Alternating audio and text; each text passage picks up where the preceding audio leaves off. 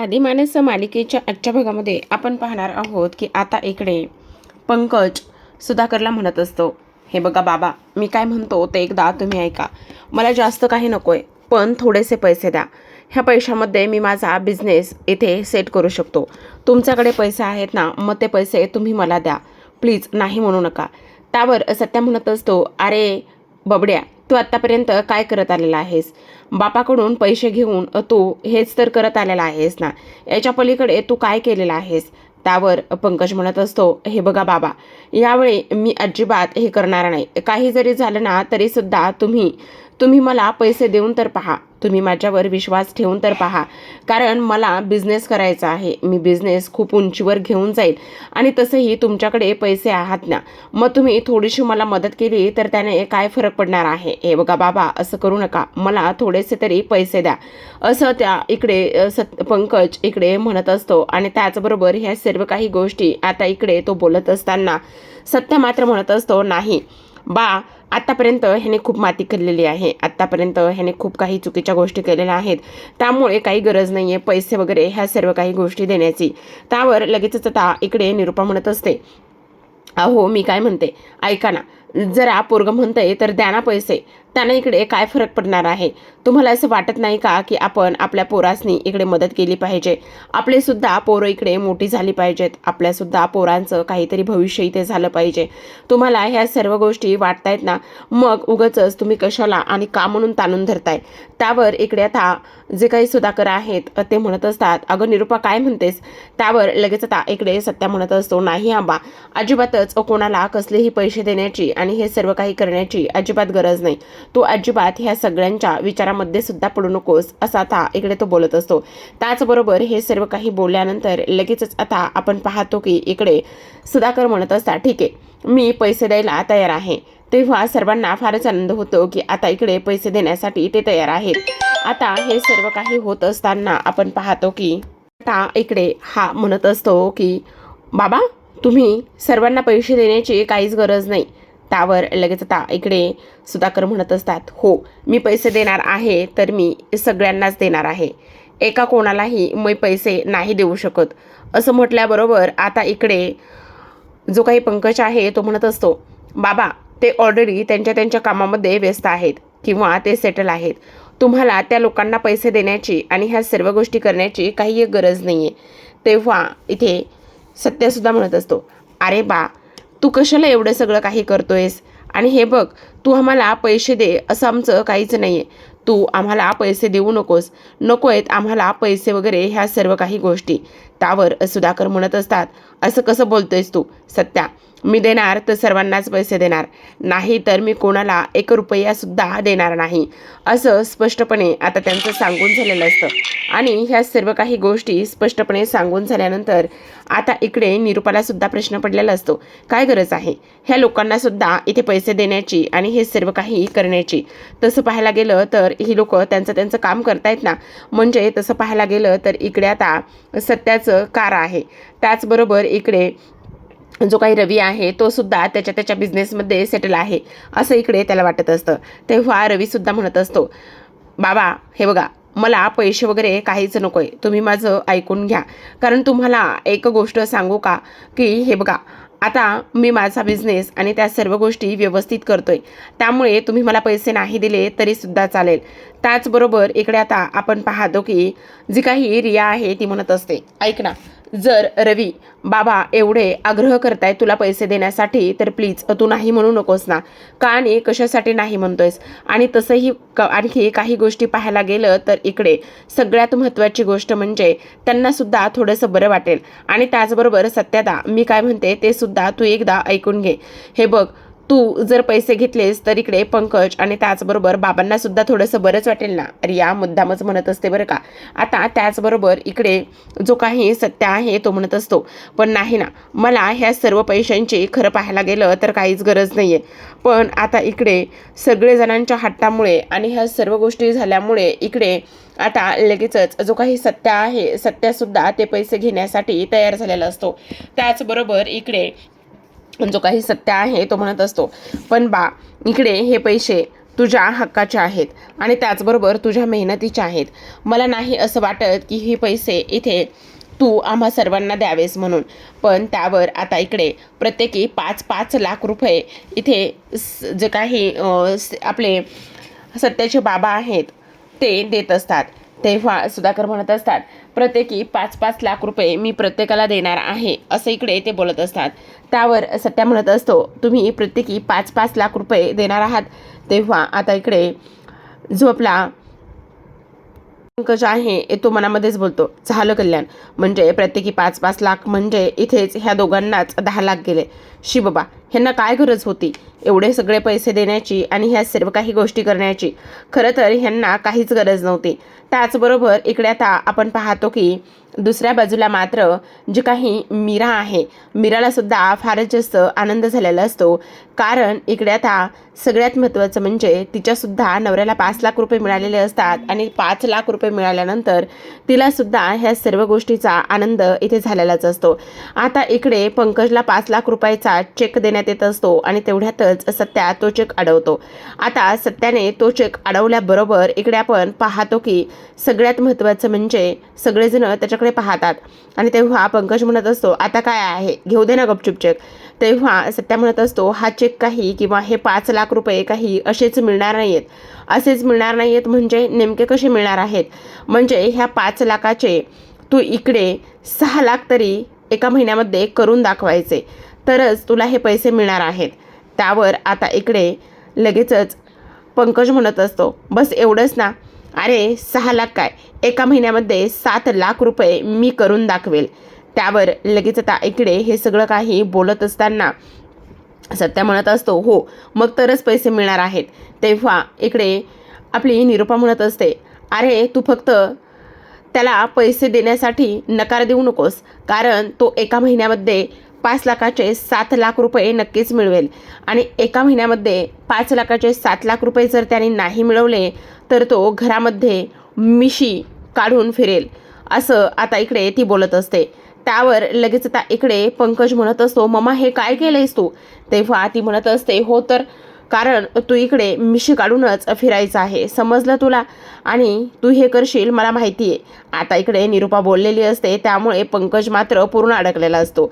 आता सुधाकरकडून पैसे घेऊन सर्वजण सुधाकरचा आशीर्वाद घेत असतात, पण इकडे पंकजला धड नीट पायासुद्धा पडता येत नसतं आणि त्याचमुळे सत्या म्हणत असतो, अरे पाया तसं पडतेत का? जरा खाली डोकं ठेव आणि डोकं ठेवूनच नीट जरा इकडे पाया पड, असं सुद्धा आता इकडे ती लोक बोलत असतात. त्याचसोबत आपण पाहतो की इकडे सगळ्यात महत्त्वाची आणि त्याहूनही ती खूपच इंटरेस्टिंग अशी गोष्ट झालेली असते, ते म्हणजेच की सत्याचं आता इकडे आणखी एक स्वप्न पूर्ण होणार असतं आणि सत्याचं आणखी एक स्वप्न पूर्ण होण्यासाठी आता इकडे जो काही सत्य आहे त्याला फार जास्त मेहनत करावी लागणार असते आणि तो ह्या सर्व काही गोष्टी इथे आता करायला घेत असतो. त्याचसोबत प्रेक्षकांनो आपण पाहतो की इकडे सत्या फार खुश असतो, तर इकडे दुसऱ्या बाजूला मात्र जो आपला इकडे पंकज आहे त्या पंकजने आता इकडे जो काही 5 लाखाचा चेक आहे तो चेक हातामध्ये घेतलेला असतो आणि 5 लाखाचा चेक हातामध्ये घेतल्यानंतर इकडे आता तो लगेचच त्याच्या खोलीमध्ये जात असतो. आता त्याच्या खोलीमध्ये गेल्यानंतर फार आनंदाने उड्या मारत असतो. तेव्हा देविका त्याला विचारते की काय झाले, तू एवढा आनंदाने उड्या का मारत आहेस, नेमका काय प्रॉब्लेम आहे? त्यावर लगेच आता इकडे जो काही पंकज आहे तो म्हणत असतो, प्रॉब्लेम नाही आहे तर आता प्रॉब्लेम सॉल्व्ह झालेला आहे बेबी, आता आपलं स्वप्न इथे पूर्ण होतंय. त्यावर आता इकडे ती म्हणत असते, स्वप्न पूर्ण होतंय म्हणजे नेमकं काय झाले? तेव्हा तो म्हणत असतो, बघ माझ्या हातामध्ये काय आहे. तेव्हा ती म्हणत असते, हे काय 5 लाखाचा चेक आहे तुझ्या हातामध्ये, हा चेक नेमका तुला कोणी दिला? त्यावर लगेच आता सत्या म्हणत असतो, हा चेक मला 5 लाखाचा बापाने दिला आहे आणि हे 5 लाख रुपये दिल्यानंतर एक प्रॉब्लेम झालाय पण बेबी. त्यावर आता इकडे ती म्हणत असते, काय आणि कसला प्रॉब्लेम? ह्या 5 लाखाचे एका महिन्यामध्ये 7 लाख रुपये करायचे आहेत आणि ह्या 5 लाखाचे 7 लाख रुपये केल्यानंतर तुला एक गोष्ट सांगू का, जर हे 7 लाख रुपये नाही झाले तर मग काय, तर मग मला घरामध्ये अर्धे मिशीने वावरायचं आहे किंवा अर्धी मिशी घेऊनच फिरायचं आहे, असं इकडे आता तो सांगत असतो. तेव्हा देविका म्हणत असते, काय पंकज तू काय केलंयस हे, असं कसं वागू शकतोस, आणि त्याचबरोबर तुझी हिंमत कशी झाली हे सगळं काही म्हणण्याची. त्यावर आता इकडे तो म्हणत असतो, हे सर्व मी नाही म्हणालो, तू नाही म्हणालास म्हणजे मला नाही समजत आहे नेमकं काय आहे तर. त्यावर लगेच आता इकडे पंकज म्हणत असतो, हे सगळं मॉम बोलली आणि मॉममुळे ह्या सर्व काही गोष्टी अशा झालेल्या आहेत, असं सुद्धा आता इकडे तो बोलत असतो. त्याचबरोबर आपण पाहतो की हे सर्व काही बोलल्यानंतर आता इकडे देविका म्हणत असते, पण इकडे पंकज तुला एक गोष्ट समजते का, मला तुझ्या ह्या ज्या काही मिशा आहेत ना त्या मिशा फार आवडतात बघ, आणि जर तू त्या मिशा नाही हे केल्यास तर मग कसं होणार आहे, मला तेच काही समजत नाही, असं सुद्धा आता इकडे ती बोलत असते. त्याचबरोबर दुसऱ्या बाजूला आपण पाहतो की सत्या आता त्याच्या खोलीमध्ये असतो, आणि सत्या त्याच्या खोलीमध्ये असताना इकडे तो म्हणत असतो, धूमकेतू तुझ्या एक गोष्ट लक्षात येते का, खरं पाहायला गेलं ना तर इकडे बापाने हे सगळे काही पैसे आणि ह्या सगळ्या गोष्टी जमा करण्यासाठी खूप मेहनत केली होती, आणि आज त्यांनी सगळी त्याची जमाकुंजी जी आहे ना ती जमाकुंजी इथे आम्हाला दिलेली आहे, आणि त्याचमुळे मला माझ्या बापाचं फार कौतुक वाटतंय, असं सुद्धा आता इकडे जो काही सत्य आहे तो इथे बोलत असतो. आता सत्या ह्या सर्व काही गोष्टी इथे बोलत असताना आता मीरा म्हणत असते, तुम्ही नका काळजी करू, ह्या पैशाचं नक्कीच तुम्ही चांगलाच काहीतरी उपयोग करून घ्याल याची मला पूर्ण खात्री आहे. त्यावर सत्या म्हणत असतो, हो धूमकेतू, कारण इकडे आता काही जरी झालं ना तरी सुद्धा आपण ह्या पैशाचा चांगल्याच पद्धतीने उपयोग करून घ्यायचा, असं सुद्धा तो इथे बोललेला असतो. तेव्हा मीरा म्हणत असते, मग आता तुम्हाला तसंही अजून एक कार घ्यायची होती ना, मग तुम्ही ती अजून एक कार नक्कीच घेऊ शकता. त्यावर सत्या म्हणत असतो, हो धूमकेतू, नक्कीच आपण आणखी एक कार घेऊ शकतो, आणि त्याचबरोबर इकडे मीराला सुद्धा आनंद होतो. ती म्हणत असते, ही एक कार आणि त्याचबरोबर आणखी एक कार म्हणजे अशा कितीतरी कार आपल्या होतील, हो की नाही. त्यावर सत्या म्हणत असतो, हो आता आपण उद्याच जाणार आहोत, असं सुद्धा आता इकडे तो बोलत असतो. त्याचबरोबर इकडे आता जो काही पंकज आहे तो मस्त आरामात त्याचं बसलेला असतो. तेव्हा इथे आता निरुपा येते आणि ती म्हणत असते, काय रे पंकज, काय चाललेलं आहे तुझं, तू असाच आरामात बसणार आहेस का, का काही हालचाल वगैरे करणार आहेस की नाही. त्यावर लगेच आता पंकज म्हणत असतो, म्हणजे मला नाही समजलं नेमकं काय करायचं आहे आणि काय नाही ते. त्यावर लगेच आता इकडे जी काही निरुपा आहे ती म्हणत असते, असं बसून थोडी ना ह्या पैशाचे इकडे पैसे वाढणार आहेत, त्यासाठी काहीतरी हालचाल करावीच लागणार आहे ना. तेवढ्यातच आता सगळेजण एकत्र जमलेले असतात, आणि त्या पैशाचं कोण काय करणार, कशा पद्धतीने ते पैसे मार्गी लावणार, ह्या सर्व गोष्टी इथे ठरवलेल्या असणार. आता इकडे जो काही रवी आहे तो म्हणत असतो, त्या सर्व पैशांचं मी इथे आता एक हॉटेल टाकणार आहे, कारण मी दुसऱ्यांकडे नोकरी करतो.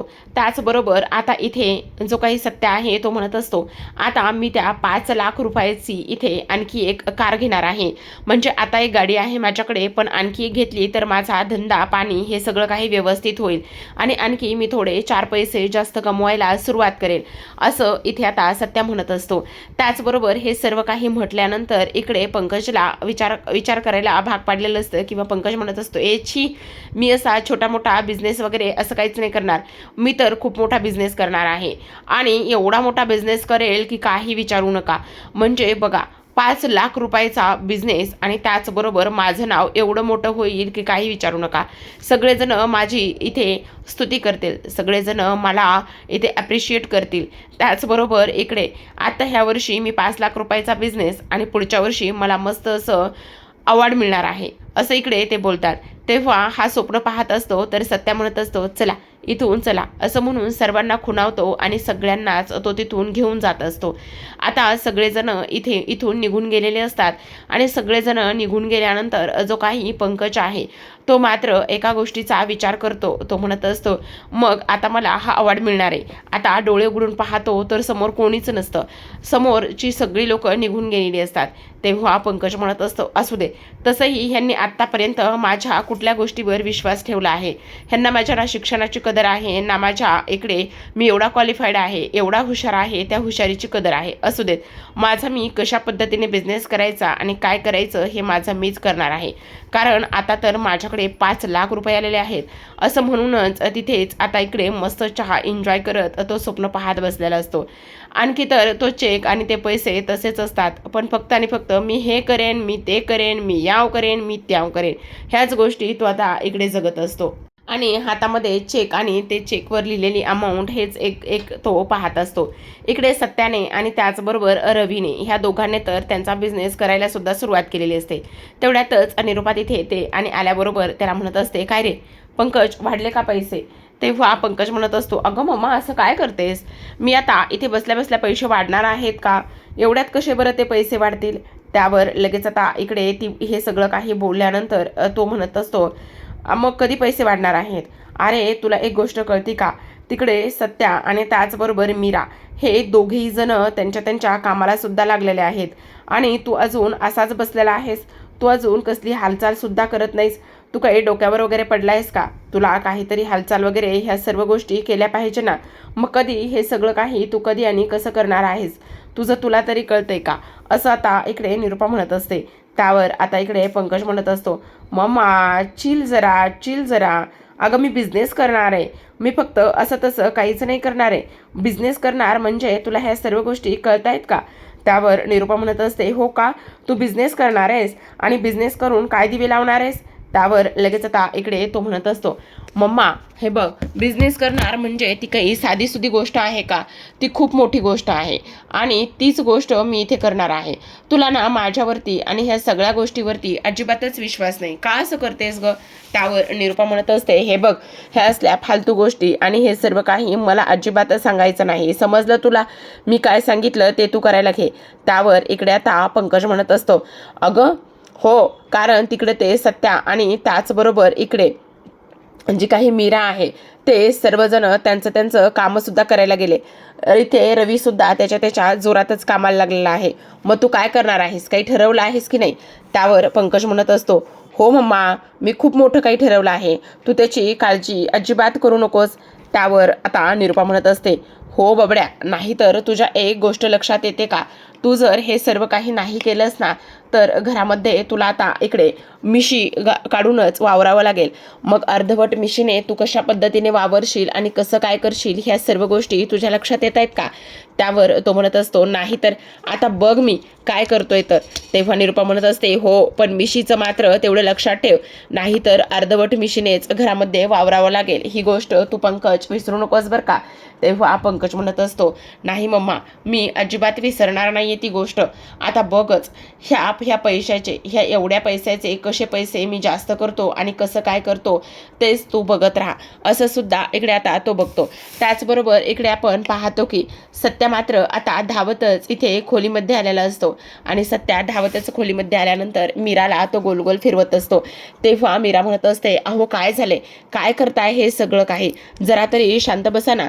त्यावर लगेच आता इकडे जे काही रिया आणि त्याचबरोबर रवी हे दोघेही जण तिथे येतात आणि हे दोघेही जण तिथे आल्यानंतर ते म्हणत असतात, हे काय? मला सांग सत्या दादा, तू ह्या पैशाचं नेमकं करायचं काय ठरवलं आहेस? तेव्हा सत्या म्हणत असतो, खरं तर मी आता एक नवीन कार घेणार आहे आणि नवीन कार घेतल्यानंतर आणखी बऱ्याच काही गोष्टी व्यवस्थित होतील, असं इकडे तो बोलत असतो. त्यावर आता इकडे तो म्हणत असतो, अरे वा, ही तर फार जास्त आनंदाची गोष्ट आहे. पण एक गोष्ट तुझ्या लक्षात येते का? त्यापेक्षा तू इकडे बिझनेस कार्ड वापरून का बरं नाही या सगळं काही गोष्टी करत? म्हणजे मला नाही समजलं. आता म्हणजे तुला नाही समजलं म्हणजे बघ ना, एक बिझनेस कार्ड असतं आणि ते बिझनेस कार्ड वापरून जर तू इकडे बिझनेस करू लागलास ना तर बऱ्याच गोष्टी व्यवस्थित होतील. आणि त्याचबरोबर सगळ्यात महत्त्वाचं म्हणजे तुझ्या एक गोष्ट लक्षात येते का की त्यामुळे तुला बँकेचा व्याजदर आणि ते सगळं काही बऱ्याच प्रमाणात कमीमध्ये सुद्धा मिळू शकतं. ह्या सर्व गोष्टी तू इथे करू शकतोस ना. त्यावर लगेच आता इकडे सत्या म्हणत असतो, मग ते बिझनेस कार्ड वगैरे हे सगळं काही काढण्यासाठी काय करावं लागतं? तेव्हा इकडे आता जो काही रवी आहे तो म्हणत असतो, त्यात जास्त काही नाही. त्यासाठी तुझं आधार कार्ड, पॅन कार्ड, तुझं बर्थ सर्टिफिकेट एवढं सगळं काही लागेल. त्यावर लगेच आता मीराला ते क्लिक होतं की ह्या निमित्ताने तरी ह्यांचं बर्थ सर्टिफिकेट कुठे आहे, काय आहे, ह्या गोष्टीचा आपल्याला विचार करता येईल. कारण लास्ट टाईम मी जेव्हा एका गोष्टीचा विचार करायला घेतलं होतं तेव्हा मात्र ह्यांचं बर्थ सर्टिफिकेट कुठेच सापडलं नव्हतं. मग आता पुन्हा एकदा मला ह्यांचं बर्थ सर्टिफिकेट इकडे नक्कीच मिळू शकतं का, असा सुद्धा आता इकडे ती विचार करते. आणि असा विचार केल्यानंतर आता प्रेक्षकांनो, आजच्या भागामध्ये एवढंच. उद्याचा भाग फार जास्त इंटरेस्टिंग असणार आहे. कारण शेवटी उद्याच्या भागामध्ये सत्याने त्याची नवीन कार घेतलेली असते आणि सत्याने त्याची नवीन कार घेतल्यानंतर त्याची आज इथे पूजा असते. आता ती पूजा करत असताना इकडे हा जो काही मान आहे तो सर्व मान इकडे आता आपल्या जो काही सुधाकर आहे त्यांना दिलेला असतो. कारण आता इकडे मीरा लक्ष्मी असते आणि मीराच्या हाताने इकडे तिचे कुंकवाचे जे पावलं आहेत ते उमटवण्यात आलेले असतात आणि त्याचमुळे इकडे हा जो काही क्षण आहे तो फारच आनंदाचा असतो. आता इकडे सगळेजण तिथून घरी गाडी घेऊन निघालेले असतात शोरूमवरून आणि तेव्हा इकडे आपला जो काही पंकज आहे तो पंकज पोलिसांना फोन करतो आणि पोलिसांना फोन केल्यानंतर इकडे शोरूमवरून आत्ताच एक गाडी निघालेली आहे आणि ती गाडी तुम्ही चेक करा. त्याचबरोबर त्या गाडीमध्ये गाडीच्या डिकीत बोनेटमध्ये सीटामध्ये तुम्हाला खूप काही गोष्टी सापडतील. अवैध माल सापडेल म्हणजेच की जसं की गांजा वगैरे वगैरे ह्या सर्व गोष्टी तिथे सर्व काही तुम्हाला त्या गाडीच्या सीटामध्ये सापडेल. हे सर्व काही आता इकडे तो बोलत असतो आणि ह्या सर्व काही गोष्टी इथे बोलल्यानंतर आता पोलिसांनी सत्या आणि त्याचबरोबर इथे मीराची गाडी अडवलेली असते आणि त्या गाडीचं चेकिंग असतं. तर प्रेक्षकांनो आता ह्या सर्व गोष्टीला सत्या कशा पद्धतीने तोंड देईल हे पाहणं फार इंटरेस्टिंग असतं. तर पाहत राहा साधी माणसं. भेटूयात उद्याच्या भागामध्ये. तोपर्यंत धन्यवाद.